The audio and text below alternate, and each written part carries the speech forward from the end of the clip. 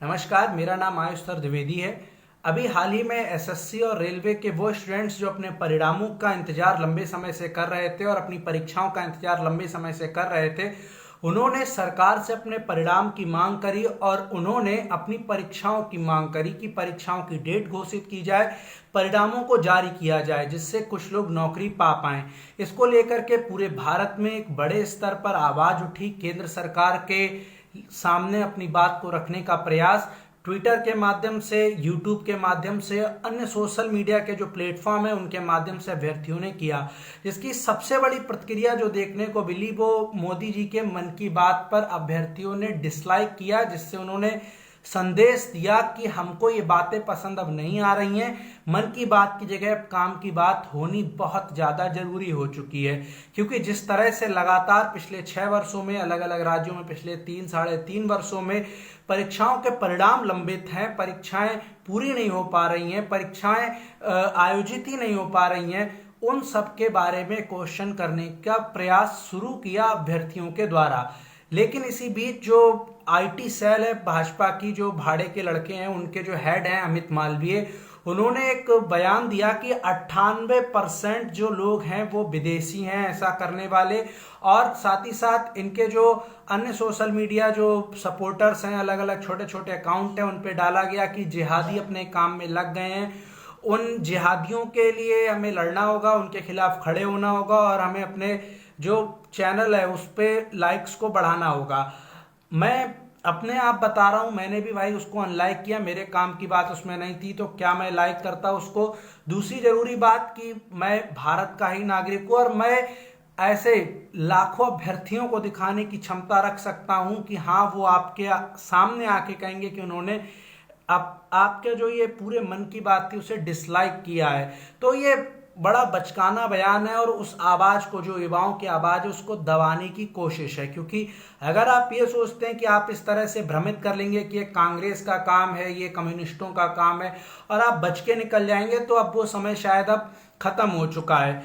अब बात आती है कि आखिर अभ्यर्थी विरोध क्यों कर रहे हैं। कई लोग इस चीज में बड़ा क्वेश्चन उठा रहे हैं कि भाई विरोध का ये तरीका है या नहीं है, विरोध क्यों हो रहा है, तमाम बातें। देखिए, उत्तर प्रदेश में जो अधीनस्थ सेवा चयन आयोग है उसमें 24 भर्तियां, 25 भर्तियां लंबे समय से लंबित हैं, पूरी की पूरी। वो कब पूरी होंगी उसका कोई अता पता नहीं। 2016 2015 की भर्तियां लंबित हैं।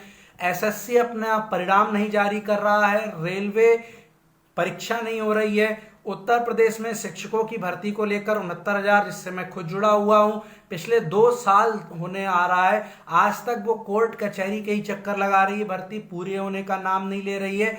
ये सारी परिस्थितियां अगर ये विरोध करने के लिए जरूरी नहीं आप समझते हैं, तो निश्चित तौर पर आप अभी भी उस भक्ति में जी रहे हैं जिस भक्ति को आपको बहुत जल्दी छोड़ देना चाहिए।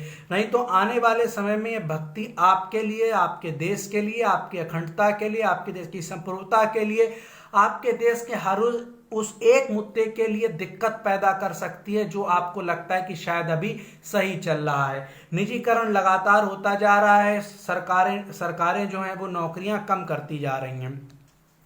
एक बहुत जरूरी मांग है और उस मांग को हर अभ्यर्थी को उठाना चाहिए, प्रतियोगी अभ्यर्थी अधिकार कानून की। कि अभी तक जो प्रतियोगी अभ्यर्थी हैं उनके अधिकारों की बात कहीं होती ही नहीं है। एक बड़ा बड़ा हिस्सा यूनिवर्सिटी से निकलकर बाहर आता है और वो पूरी तरह से जॉबलेस होता है, वो तैयारी करता है जाकर के कोचिंग संस्थानों में। उसके अधिकार को लेकर के ना तो उसको आर्थिक आधार पर कोई भी संरक्षण प्राप्त होता है, ना उसको सामाजिक आधार पर कोई संरक्षण प्राप्त होता है, ना ही उसके लिए सरकारें कोई ऐसा नया प्रयोग करती हैं, ना ही ऐसा कुछ करती हैं कि कोचिंग संस्थानों की बड़ी बड़ी फीस जो है वो कैसे उससे बच पाए। साथ ही साथ सरकारें ना ही उनके लिए रहने की और खाने की सुविधाएं मुहैया कराती हैं।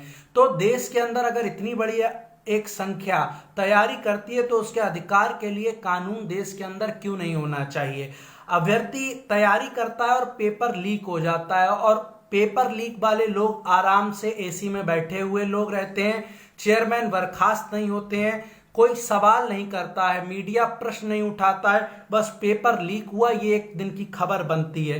उन अभ्यर्थियों के भविष्य के बारे में नहीं सोचा जाता जो अभी तक यहाँ तक कैसे पहुंचे होंगे। पेपर में नकल का एक बड़ा घोरक धंधा आता है।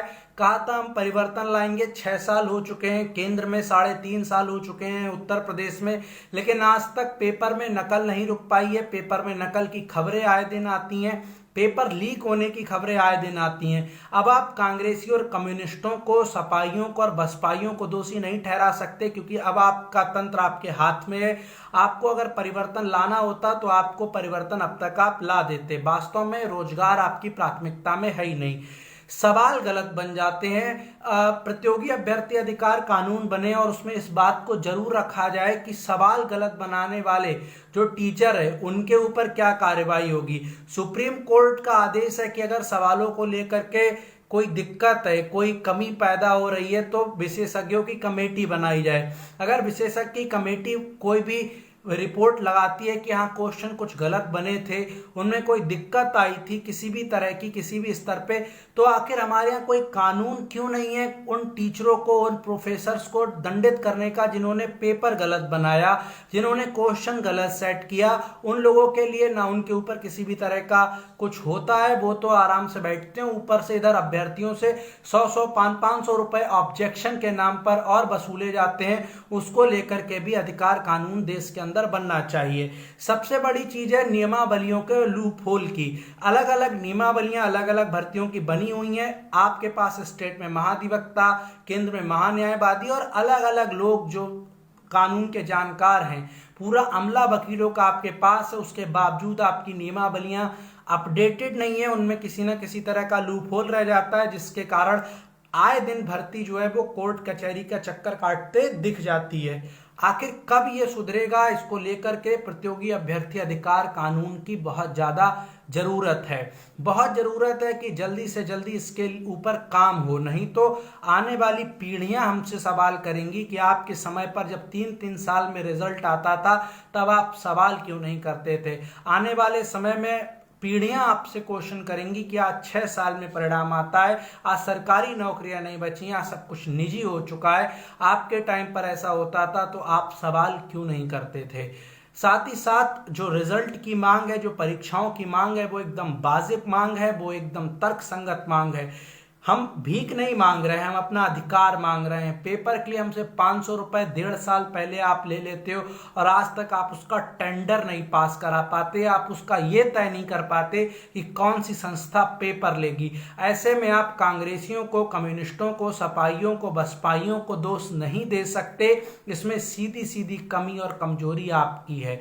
अगर पेपर लीक होता है, नकल होती है पेपर में किसी भी तरह का सवाल गलत आता है, भर्ती कोर्ट में पहुंचकर फंसकर रह जाती है, इन सभी चीजों के सीधे जिम्मेदार आप हैं। क्योंकि अब कांग्रेसी कम्युनिस्टों को कब तक जिम्मेदार ठहराते रहेंगे। खासकर अमित मालवीय जो बीजेपी के आईटी सेल के प्रभारी, उनको बताना चाहूंगा कि अनफॉलो करना अभ्यर्थी अब शुरू करेगा। और मैं तो निवेदन करूंगा, भारत के लोगों ने ये तो कम से कम मानते होंगे कि फॉलो किया है जो वो भारत के लोगों ने किया है, तो अब अनफॉलो कर दीजिए कुछ दिन के लिए इनको और दिखा दीजिए कि केवल और केवल हम लाइक डिसलाइक वाले नहीं थे, हम अनफॉलो वाले भी हैं। हम अनफॉलो करके बता देंगे कि हम भारत के लोगों ने ही आपको फॉलो किया था, लाइक किया था आपके पेज को, और आज हम डिसलाइक कर रहे हैं, आज हम उससे वहां से अपना सब्सक्रिप्शन वापस ले रहे हैं, आज हम आपके फॉलोअर होने का जो तमगा आपने हमें थमाया था उसको आपको ही वापस कर रहे हैं। तब शायद ये चेते, क्योंकि इनको अभी तो जो डिसलाइक आ रहे हैं वो विदेशी लग रहे हैं। प्रतियोगी अभ्यर्थी के अधिकारों के लिए ये अभी भी निश्चित तौर पर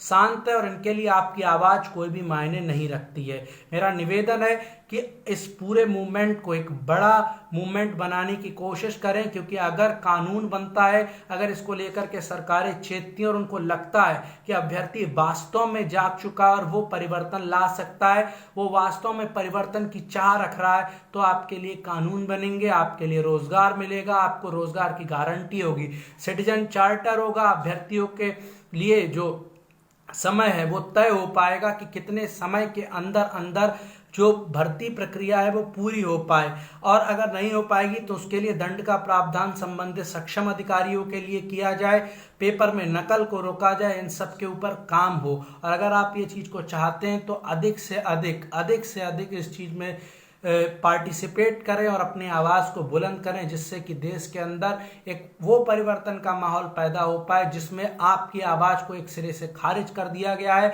आपको धर्म के उन्माद में फंसा दिया गया है, आपको पूरी तरह से एक ट्रैप में फंसाया गया। और उस ट्रैप से अगर आप निकलना चाहते हैं तो आज का समय आ चुका है कि आप अपनी आवाज़ को, अपनी बात को बुलंद करें और उसको देश के उन लोगों के सामने जो जनप्रतिनिधि होने का दावा करते हैं, जिनको हमने चुनकर भेजा, संसद में बैठाला, विधानसभाओं में बैठाला, उनके कान में एक बार कोई बात तो जाए कि निश्चित तौर पर देश के अंदर कोई एक आवाज़ उठ खड़ी हुई है। ये विदेश की आवाज़ नहीं, ये भारत देश की आवाज़ है। धन्यवाद।